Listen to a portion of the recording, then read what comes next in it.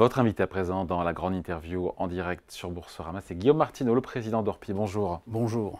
Premier réseau d'agents immobiliers en France, on peut le dire, vous êtes premier, hein? Oui. Sur le nombre d'agences, c'est ça? Sur le nombre d'agences, oui, 1365 agences en France. Bon, on va s'employer dans les semaines et dans les mois qui viennent à simplifier les choses au maximum, a déclaré hier le nouveau ministre du Logement, Guillaume Kasbarian. Après les paroles, vous attendez les actes maintenant? Oui, mais on a déjà eu les paroles. Et très honnêtement, ça fait du bien, parce que ça fait quelques mois qu'on avait l'impression de ne pas être vraiment considéré. On a eu 3 ministres en moins d'un an. Donc moi, je fais crédit à ce ministre qui vient d'arriver, parce que taper dessus sans lui avoir laissé le temps de commencer, ça ne serait pas bien.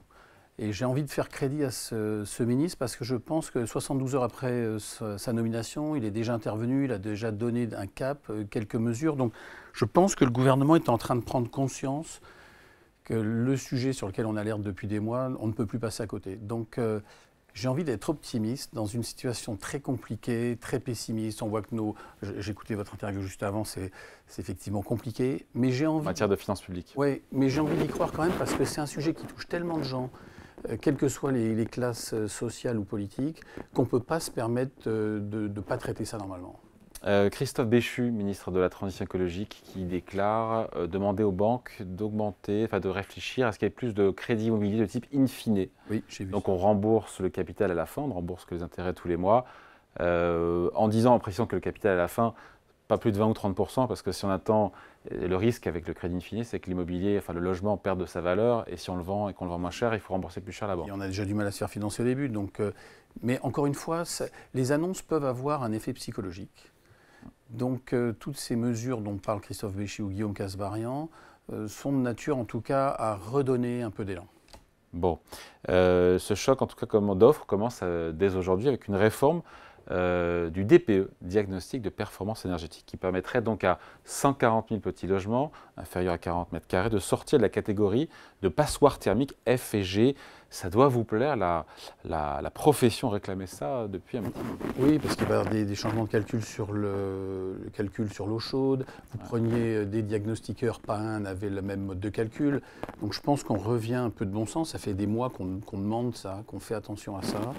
Il ne s'agit pas de basculer non plus à l'inverse, c'est-à-dire que de laisser filer, de laisser des passoires énergétiques ou thermiques s'installer. Il faut maintenir ce cap, cette exigence, mais redonner 140 000 logements sur le marché, ça va redonner un peu d'air à la location, parce que c'est une situation catastrophique. Donc je pense que les pouvoirs publics vont sortir du dogme. Il faut les aider aussi à maintenir ce qui était le cap prévu pour le bien-être des Français, parce que les passoires énergétiques, c'est quand même un sujet, on ne peut pas mal loger des gens, mais peut-être un peu moins de rigueur, en tout cas de faire passer ce cap. Les petits logements étaient très souvent mal notés. Oui. Beaucoup plus que le reste des logements. Oui, et puis c'est plus difficile, parce que quand vous avez des petites surfaces, quand il faut isoler, perdre de la surface des murs, ça n'encourageait pas. Les travaux sur MaPrimeRénov' étaient difficilement accessibles. Donc on a étouffé un peu, sous couvert de bonne volonté, on a étouffé le logement en fait. Et ça fait tous les acteurs du logement, quelles que soient les professions qui sont liées à ça, tiraient la sonnette d'alarme. Donc encore une fois, je ne suis pas un perdreau de l'année. Les effets d'annonce n'engagent que ceux qui y croient. Mais là, j'ai envie d'y croire, et je pense que notre profession se rend compte qu'enfin, les pouvoirs publics prennent la mesure. Bon, après, on sait que la profession, au global, est demandeuse d'un choc d'offres, un choc d'offres qui a été annoncé souvent par le président. Et aujourd'hui, voilà, si vous aviez à conseiller, entre guillemets, qu'est-ce que vous attendez pour l'immobilier locatif, pour la construction neuve? Ce choc d'offres, il correspondrait à quoi? Bien, le ministre hier a parlé d'une vingtaine de territoires qui vont être choisis dans les jours qui viennent, où on va autoriser 30 000 logements. Sur 3 ans, 30 000 logements sur 3 ans. Oui, mais 10 000 logements par an, on a besoin de 100 000 logements par an en France. On a besoin de tellement. Mais voilà. Au moins, de dire on va redonner, construire c'est pas mal, autoriser les préfets à prendre des décisions si les maires ne peuvent pas, je pense que c'est une bonne chose. Je ne suis pas béat devant le gouvernement, c'est pas mon truc, mais ça donne un sens à la construction, redonner un cap au logement. Donc il faut en matière de fiscalité alléger un peu, parce que j'entends la mesure du déficit et l'état de nos finances publiques, mais vous ne pouvez pas demander à des gens d'investir dans les logements, de faciliter la construction, de mettre en location, si derrière vous êtes ponctionné fiscalement sans arrêt. Les Français ont besoin aussi de gagner de l'argent avec leur logement, sans abuser, mais en pouvant préparer leur retraite. Donc un choc de l'offre, c'est une chose, un choc fiscal serait pas mal non plus. Il n'y a rien dans les tuyaux hein, en matière de choc Non, fiscal. mais à un moment donné, de toute façon, on n'attrape pas des mouches avec du vinaigre et vous ne pourrez pas demander... On est vraiment trop taxé en matière d'immobilier en France? Un peu, oui, quand même. Enfin, vous achetez, on vous change les lois fiscales tous les 2-3 ans, la taxe sur la plus-value. Moi, si quelqu'un s'enrichit, a fait des travaux, arrive à vendre, on force personne à acheter un logement. Donc quand il y a accord sur la chose et sur le prix, c'est bien que quelqu'un, à un moment donné, pense que c'est le bon prix, en tout cas qui lui convient. Et cette taxe sur les plus-values est confiscatoire. Si on libère un peu ça, les gens ne vont pas attendre 20 ans pour mettre un logement en location ou le revendre. Aujourd'hui, il y a des abattements. Hein, j'ai plus ça en tête, mais je crois qu'il y a une franchise au bout de 20 ou 25 ans. Oui, mais enfin, il faut quand même attendre ça. Quand vous avez des enfants qui font des études et que vous avez besoin de remettre un logement ou d'avoir un peu d'argent pour financer les travaux ou votre résidence principale. Donc, taxer trop, je pense que ça finit par étouffer.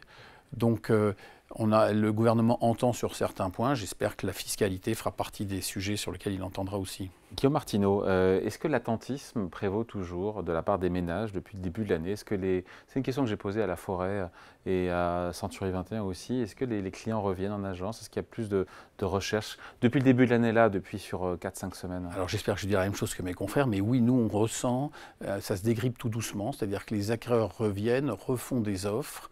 Depuis novembre, les taux d'intérêt baissent, l'inflation semble stabiliser, donc on ressent, et puis on approche du printemps. Alors ça peut paraître aussi, sembler idiot, mais psychologiquement, les jours vont rallonger, il y a un peu plus d'optimisme, les gens ont besoin de réaliser un projet immobilier parce que c'est maintenant que ça se décide, donc ça se dégrippe un peu. Bon, après il y a l'appétence, il y a le fait de venir, de regarder, de faire des offres, mais est-ce que ça freine dans les chiffres? Est-ce que dans les transactions, depuis sur un mois et demi, ça freine toujours? Est-ce qu'il y a un retournement? Il y a un frémissement. C'est-à-dire qu'on sort d'une année 2023 qui a été épouvantable, très difficile. En ce début d'année, il y a un petit frémissement? Oui, là, nous ne sommes que le 13 février, mais on ressent depuis... Alors, c'est pas partout, pas au même endroit. On sent que, par exemple, la région parisienne, ça n'a pas encore dégrippé complètement, mais par petites touches. En fait, c'est un peu comme un tableau impressionniste. Il y a des petites touches qui se manifestent. Donc, quels sont les frémissements? Dans le sud-ouest, on le sent. Dans l'ouest de la Bretagne, on le sent. Dans le centre aussi. Donc, le nord aussi, j'entends mes confrères dire que ça rebouge un peu. Donc, c'est encore un peu tôt pour vous dire qu'il y a un mouvement d'ensemble. Mais il y a plus ce côté fermé qui est lié aussi à la saison. C'est-à-dire que quand vous attaquez octobre, novembre, décembre, janvier, ne sont pas les mois les plus favorables pour les déménagements. Bon, après c'est vrai que tout le monde dans la profession chez vous a crié en disant « Oh là là, moins de 900 000 transactions en 2023 ». Alors c'est vrai que par rapport aux très belles années 2021, 2022, 1,2 million, c'est vrai que c'est moins, mais c'est pas un marché entre guillemets, ça reste dynamique, 900 000 transactions. Oui, parce que regardez par rapport à 2019, nous ne sommes qu'à moins 6%. En 2019, on a été très content d'avoir ces chiffres-là. Donc en fait, on est en train de retrouver un marché plus mature, moins euphorique. On est sorti de 2-3 ans qui étaient complètement fous. Donc là, effectivement, 900 000 ou 870 000 transactions, oui. Ça dépend selon la police ou les syndicats. Enfin, en attendant, ça tourne autour de ça. Ce ne sont pas les chiffres terribles des années 92 où vous étiez à 500 000 transactions ou 600 000. Donc ça reste dynamique. Il y a débat au sein des experts pour dire finalement, correction plus prononcée cette année des prix ou pas? On a eu 3%, nous a dit la FNAIM, de baisse de prix en 2023. On a annoncé l'année dernière d'ailleurs. C'est ce qu'on a annoncé l'année dernière, 3%. Ah, donc on va vous écouter religieusement. Certains disent que la baisse des prix va s'accélérer et d'autres sont plus contrariants, disent que voilà, le cycle baissier est un petit peu en train de s'enrayer parce que toutes les raisons qu'on a citées, là, les conditions bancaires qui s'améliorent, les jours qui rallongent. Oui, les jours qui rallongent. Les fleurs qui reviennent, mais surtout, j'ai envie de dire à nos vendeurs d'être prudents, parce que ce n'est pas parce que les taux d'intérêt ralentissent, ils restent tout de même plus élevés que ce que nous avons connu. L'inflation, il en reste toujours un peu, donc attention à l'emballement qui ferait qu'on se dirait ça y est, c'est fini, c'est derrière nous, on repart de plus belle. Les prix ne doivent pas augmenter, en tout cas les Français ne peuvent pas le supporter parce que les conditions d'accès au crédit restent compliquées. Donc notre travail à nous professionnels, c'est de bien expliquer ce qui se passe, de faire beaucoup de pédagogie pour dire attention à l'emballement. Bon, et donc votre prévision, puisque celle d'il y a un an était bonne, prévision sur les prix pour 2024? Il n'y aura pas d'augmentation, je ne vois pas d'augmentation.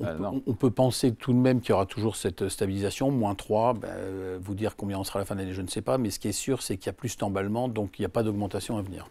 Bon, et la baisse ne va pas s'accélérer non plus. Écoutez, là, je vous le dis, à la fin de l'année, là, je ne sais pas, je ne sais pas ce qui va se passer. Mais par contre, ce que je ressens quand même, c'est que les deux parties se rencontrent. Vendeurs-acquéreurs se remettent à discuter et nos acquéreurs reviennent, ce qui est plutôt une bonne nouvelle.